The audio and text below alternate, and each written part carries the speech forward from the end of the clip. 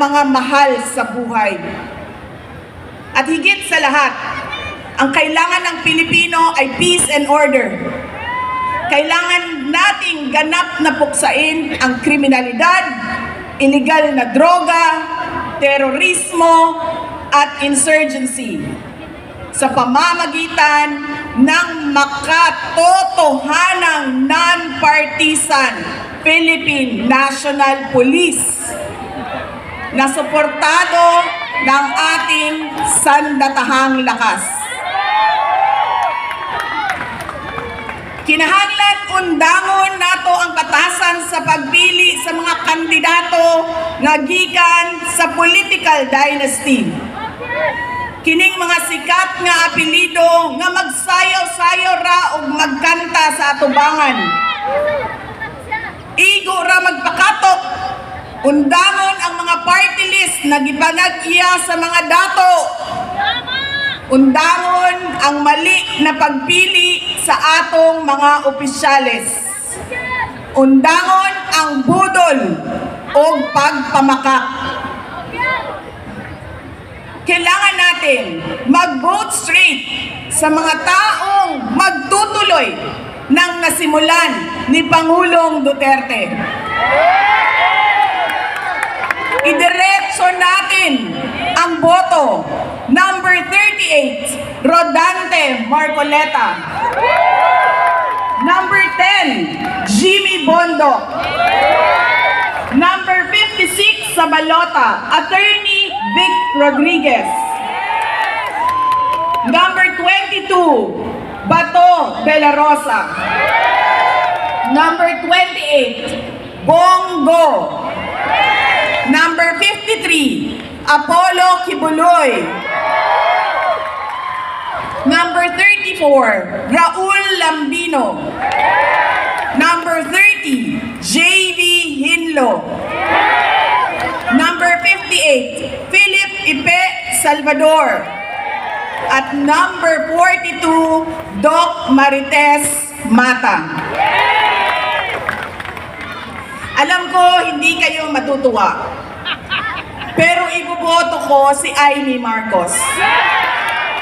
Siya ang naglakas loob na buksan ang investigasyon sa pagdukot ng pamahalaan ng isang Pilipino dito sa bayan para ihatid sa mga dayuhan.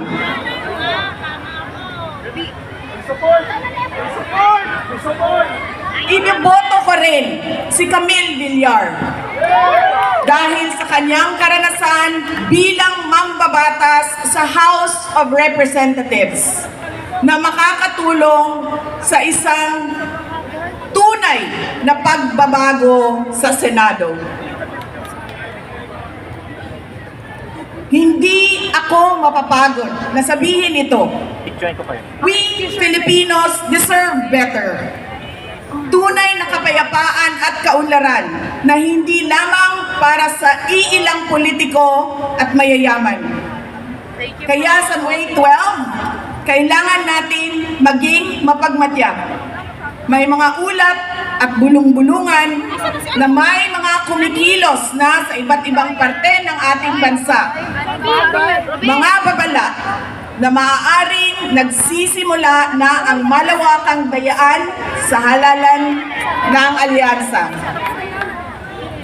Ang binuong alyansa ay isang mapanganib na pagsasanib puwersa ng isang administrasyong walang kakayahan, mga elitistang liberal at mga tinaguriang makabayan na ang tunay na hangarin ay manatiling mahirap ang taong bayan. Isang alyansa na handang ibalik tayo sa kadiliman ng narco-politics, sa bangungot ng Typhoon Yolanda, kung saan ang mga Pilipino ay iniwan sa ulan, sa gutom at sa kawalang malasakit. Ito ang alyansang muli nais nating alipinin gamit ang kahirapan, kasinungalingan at kapangyarihan. Sa May 12, bumoto tayo ng may buong dangal. Bumoto tayo ng may tapang. Let us show the world that no amount of vote buying or cheating can suppress the fury burning in our hearts. Time and again, you have heard me say, God save the Philippines. Ngayong Lunes, bumoto tayo ng diretso. And let us all save the Philippines. Ako si Inday Sara Duterte, President! isang botante. Syukran.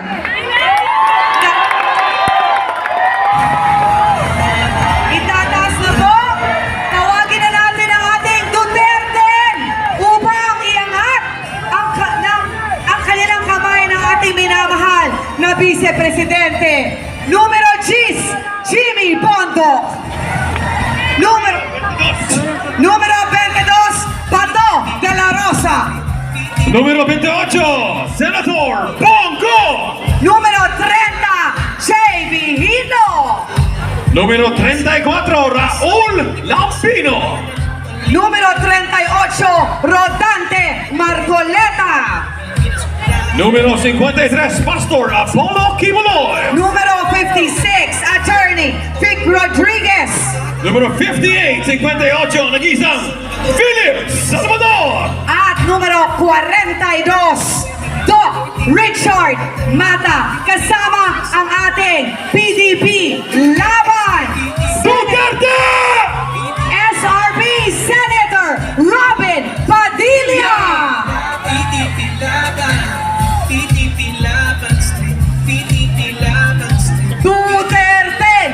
Duterte! Duterte! Duterte! Duterte! Nakikiusap po ako, i-on po natin ang mga flashlight natin dahil kakantahin natin ngayon ang Pilipinas Duterte pa rin! Uy! Baba kayo dyan! Uy! Baba kayo dyan! I-on natin para makita na po Pilipinas kung gano'n tayo kadami dito sa Liwasang Bonifacio. Baba! Kasama ang KOJC Choir. Uy! Baba kayo dyan! Kakantahin na natin ang Pilipinas Duterte pa rin. Baba! Baba! Uy! Picture! Baba! Baba! Duterte! Duterte! Duterte! Duterte! Duterte! Duterte! Duterte! PDP Laban. Inisip batas, ibalik sa